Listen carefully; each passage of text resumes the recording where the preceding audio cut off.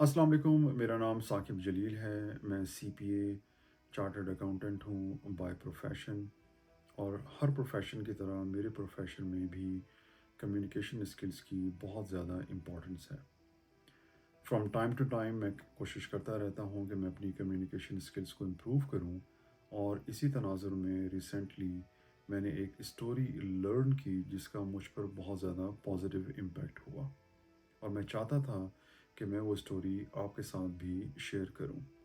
ہمارے معاشرے میں ایک بہت بڑا ایشو ہے جو کہ ہے مس انڈرسٹینڈنگ سے ریلیٹڈ۔ اگر آپ نے اسٹڈی کیا ہو تو بہت ساری ریسرچ کہتی ہے کہ ہمارے خیالات ہمارے ذہن میں کئی اس طرح کے آتے ہیں جو کہ ایگزسٹ ہی نہیں کرتے، اور اسٹڈیز یہ بھی سجیسٹ کرتی ہیں کہ 80 to 90% جو ہمارے ذہن میں منفی خیالات آتے ہیں ان کا ریالٹی سے کوئی تعلق ہی نہیں ہوتا۔ اور یہ جو اسٹوری میں آپ کے ساتھ شیئر کرنے جا رہا ہوں اس کا تعلق ہے ہماری day to day misunderstandings کے ساتھ۔ ہمارے معاشرے میں مس انڈرسٹینڈنگس ہوتی ہیں، گھر میں ہوتی ہیں، میاں بیوی کے درمیان ہوتی ہیں، رشتہ داروں کے ساتھ ہو جاتی ہیں، آفس میں ہوتی ہیں، دوستوں کے ساتھ ہو جاتی ہیں، اور سم ٹائمز ان کا رزلٹ، ان کا امپیکٹ بہت ہی سگنیفیکنٹ، نیگیٹو اور ڈیزاسٹرس ہوتا ہے۔ Some times and of the relation ships بھی ہو جاتا ہے۔ اس اسٹوری کا تعلق ویتنام وار کے ساتھ ہے۔ اگر آپ کو پتہ ہو کہ یو ایس نے ویتنام وار میں پارٹیسپیٹ کیا فرام 1950 ٹل 1973۔ 1965 میں یو ایس نے اپنے ٹروپس پراپر طریقے سے بھیجے ویتنام میں، اور وہاں پہ جنگ جاری رہی 1973 تک، اور اس جنگ میں 1.3 ملین لوگوں کی ہلاکتیں ہوئیں۔ اسی میں ویتنام گورنمنٹ نے اپنے ایک سولجر کو وار میں پارٹیسپیٹ کرنے کے لیے بھیجا، اور جب وہ سولجر جانے لگا تو اس وقت اس کی وائف پریگننٹ تھی۔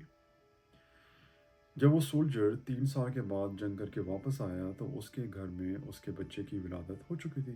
اور ویتنام معاشرے کا یہ طریقہ کار ہے کہ اگر ان کے گھر میں کوئی بھی انسان کافی لمبے عرصے کے بعد آتا ہے تو وہ نمبر آف ڈیز، کافی دنوں تک اس گھر میں سیلیبریشنز کرتے رہتے ہیں۔ اسی لیے اس کی وائف نے جیسے ہی اس کے شوہر پہنچا تو اس نے پوری ارینجمنٹس کی، بہت ایک گرینڈ پارٹی کا بندوبست کیا، اور 4 5 دن ان کے اسی پارٹی میں گزر گئے۔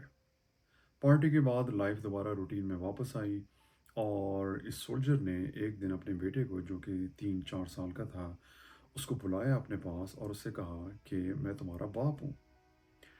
اور انٹرسٹنگلی اس کے جواب میں اس کے بیٹے نے کہا کہ نہیں، تم میرے باپ نہیں ہو، میرا باپ تو وہ ہے جو رات کے ٹائم آتا ہے اور میری ماما کے ساتھ سوتا ہے۔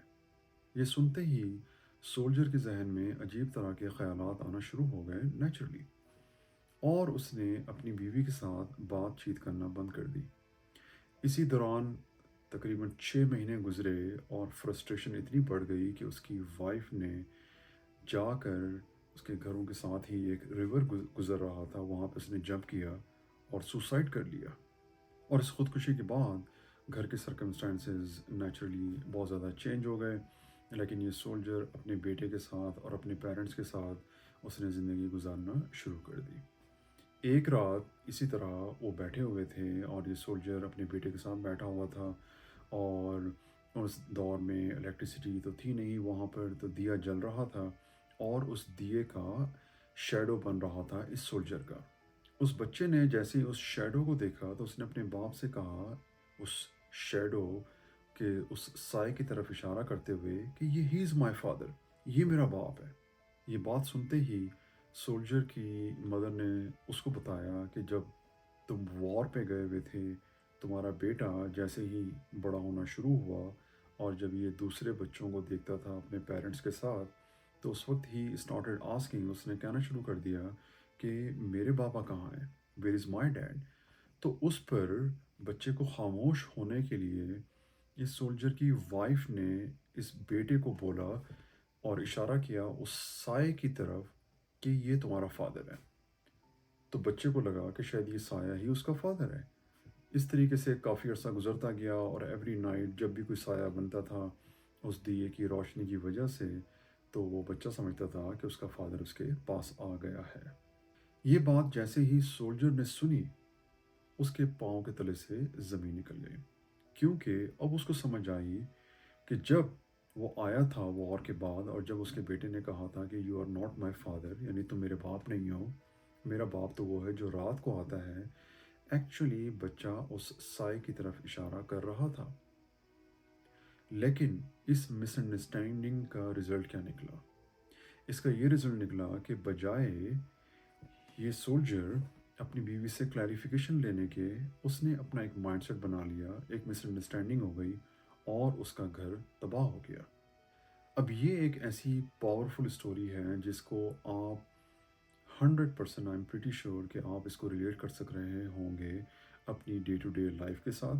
سم ٹائمز یہ مس انڈرسٹینڈنگز بہت زیادہ ہوتی ہیں، بہت زیادہ بڑے لیول پہ ہوتی ہیں، سم ٹائمز چھوٹے لیول پہ ہوتی ہیں، لیکن آپ نوٹ کریں گے کہ ان کا ہمیشہ نیگیٹو امپیکٹ ہوتا ہے۔